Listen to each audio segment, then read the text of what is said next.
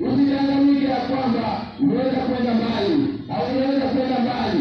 Bado Mungu anakupenda. Yesu anakuhitaji. Ndio maana anasema kwamba njooni tusemezane. Inapokuwa dhambi lako ni nyekundu, haijalishi umetenda dhambi kiasi gani mpendwa. Yesu bado anakuita. Mungu anakuhitaji. Ukirudi siku ya Mungu, hakika kutakuwa na sherehe mbinguni.